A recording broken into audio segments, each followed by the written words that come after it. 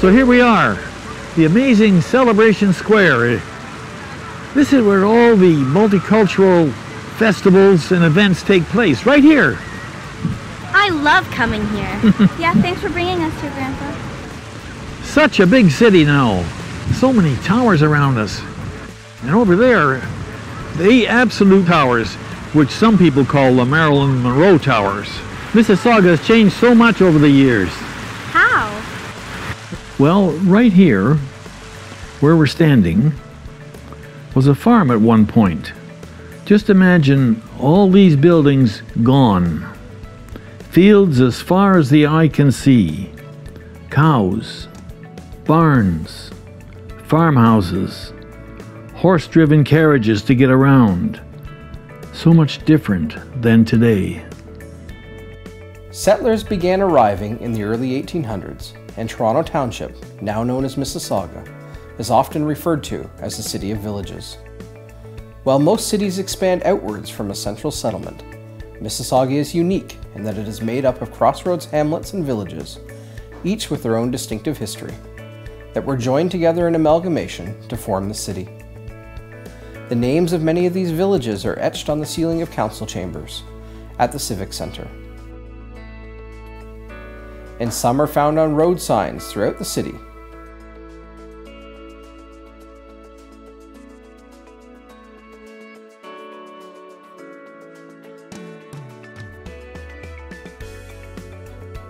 Beyond these small villages, Mississauga was largely farmland, up until the advent of the automobile and paved roads, which would become the catalyst for suburban development. Many affluent Torontonians looking to escape the hustle and bustle of the city built summer homes on lakefront properties here and along the Credit River Valley in the early 20th century. Founded in 1886, Lauren Park Estates was originally a cottage destination for wealthy Toronto residents seeking to escape the city in the hot summer months. Residential subdivisions were developed in close proximity to travel routes for early commuters, such as the Credit Grove in 1912 and Hiawatha on the Lake in 1922. Early industrial and commercial growth added to the influx of residents, increasing the cultural diversity of historic Mississauga. The first paved highway project in Ontario was Lakeshore Road, which was paved from Toronto to Hamilton between 1914 and 1916. Also in 1916, the electric radial railway laid its tracks along Lakeshore Road, connecting Port Credit to Toronto. Just over a decade later, a new transportation network, the Queen Elizabeth Way, blazed a trail through historic Mississauga, forever changing the way in which people traveled through the area. Well, construction began on this new highway parallel to Lakeshore Road in 1931, and that highway was built in response to an emerging traffic congestion problem along Lakeshore. That in 1914 there were only 250 cars a day moving along Lakeshore Road, but by 1931 there were over 10,000 cars now jamming that roadway. So the need for this highway was very real, and the government moved on constructing it. It took 8 years to build. By 1939, the highway did open, and King George inaugurated it, and it was named after his wife, Queen Elizabeth. One of the most significant dates in Mississauga is August the 29th, 1938. This day marked the arrival of the first official flight at Malton Airport, which is now known as Lester B. Pearson International Airport, Canada's largest and busiest. Some of Mississauga's earliest industries included St. Lawrence Starch in Port Credit, which produced corn-based products with names that were familiar across Canada. Cooksville Brick was another large employer. It opened in 1912, and by the 1940s was the largest supplier of brick in Canada. The advent of the Second World War saw wartime industries emerge, such as Victory Aircraft, building the Lancaster bomber in Malton, and the Dominion Small Arms Limited munitions factory in Lakeview. Small Arms Limited employed an extraordinary number of women and created opportunities for them to enter the workplace like never before. Wartime industries in Malton and Lakeview also created a demand for housing, which led to the creation of Victory Village in Malton in 1942 and other similar housing developments of the era. Mississauga's connections to conflict are not only on the home front, but also abroad. Many of our citizens have participated and continue to participate in missions overseas, and our fallen are remembered at cenotaphs, honor rolls, and cemeteries located throughout Mississauga. The cenotaphs speak to the evolution of the city. Most of them predate the city of Mississauga and are connected with a historic smaller village, community, or local legion. In 2011, the city unveiled the Mississauga Civic Memorial. This was to recognize Mississauga citizens who have given their life in the service of their community. We will remember them. The mid-1950s was a boom period in historic Mississauga, following the success of the Victory aircraft in Malton and the famed Lancaster bombers during the Second World War. AV Row Canada established a prominent aircraft manufacturing facility in Malton, which evolved into one of the largest entities in the British Commonwealth. By 1957, at the height of the Cold War, AV Row Canada employed more than 15,000 people at its plant, with approximately the same number in associated industries doing contract work for AV Row in the development of the prototype CF-105 all-weather jet interceptor, better known as the Avro Aero. Amidst great fanfare, the Canadian aviation industry seemed poised for a bright future. However, the program was abruptly cancelled on February the 20th, 1959, and subsequently the 5 completed aircraft and all in production airframes were ordered destroyed. The date of the cancellation, known as Black Friday, saw the sudden mass unemployment of approximately 7% of Toronto Township's workforce. What we lost when they destroyed this beautiful plane, we could have, it's not too dramatic to say we might have lost our souls. This meant so much to Canadians. After World War II, modern suburban development began in Mississauga with, in 1953, the Ship Corporation started to build the typical subdivisions that we see in Mississauga. And these were relatively complete communities. They had schools, they had community centers. They were designed as new, modern, complete cities. The only thing lacking really was sufficient employment. So this began the era of what I call the dormitory or bedroom suburb in Mississauga. So to assist in easing the commuting burden, the government of Ontario started the GO Transit line, and the first one was along Lakeshore, and it had a great impact on Port Credit. And what it did is it spawned actually the first wave of intensification of built form. So when you look at Port Credit today, you see a lot of tall buildings which have become important rental housing for the community, and it's created a kind of affordability and a way of living in a beautiful place like Port Credit with its waterfront, but also having the means or the way to get into other areas where work is available, including downtown Toronto and now Hamilton.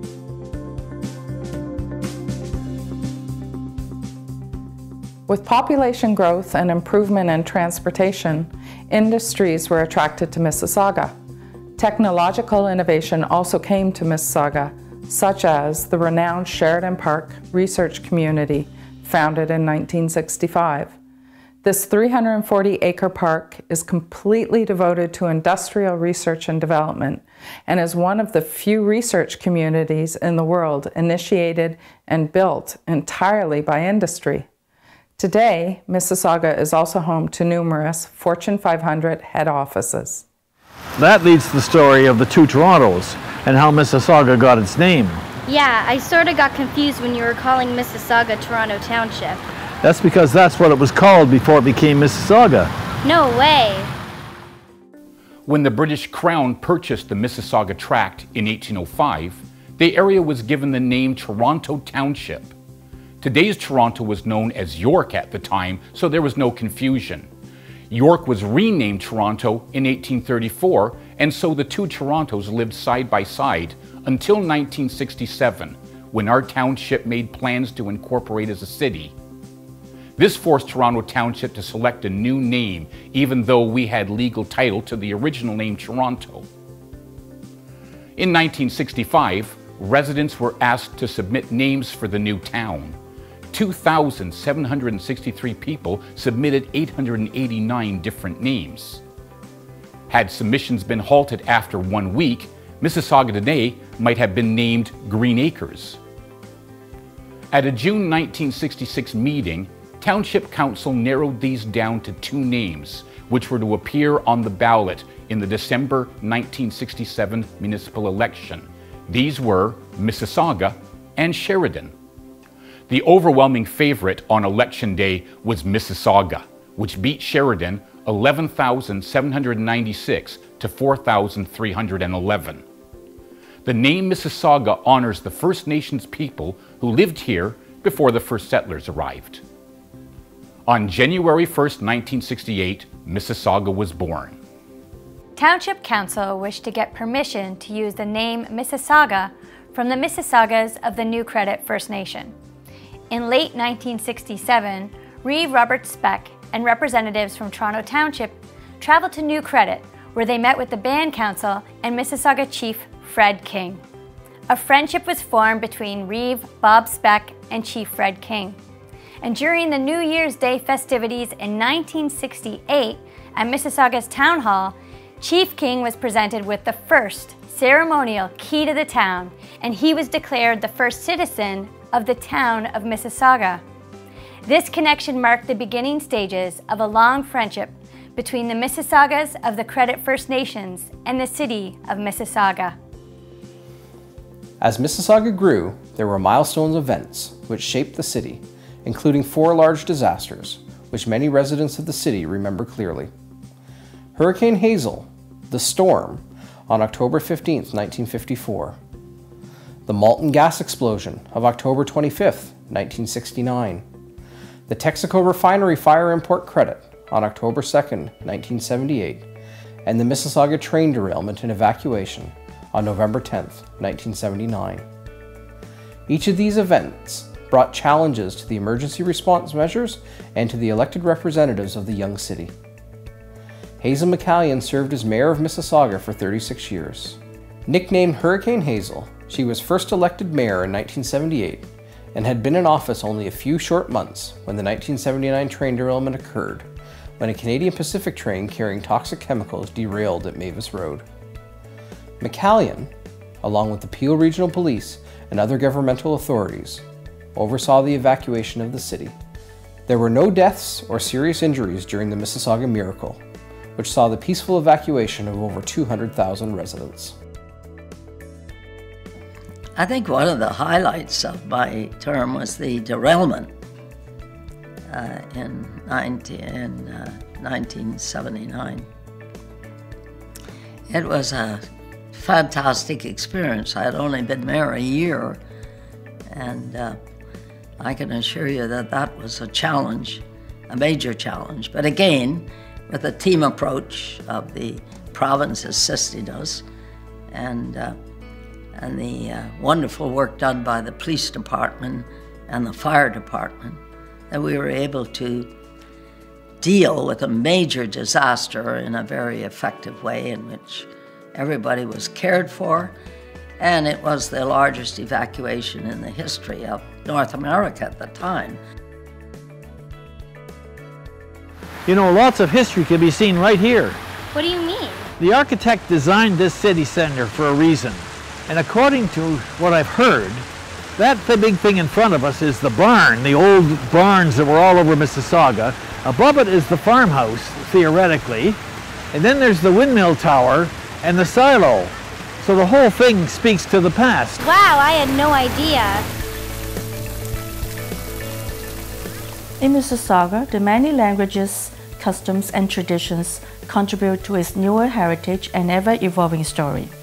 Because people have come to Mississauga from all over the world, it's now home to a wide array of cultural and religious centers and places of worship reflecting this diversity. We have so many places to enjoy in Mississauga. Bruckner Rhododendron Gardens, the Column Trail, Arundel Park, Korea Park, Rattray Marsh, Riverwood, and the Waterfront Trail.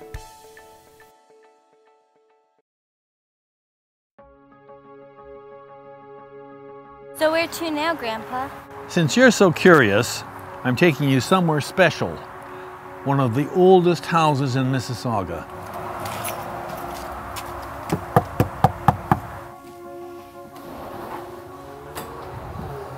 Hi, welcome to the Grange and welcome to Heritage Mississauga, the place to come to learn about the history and heritage of our city.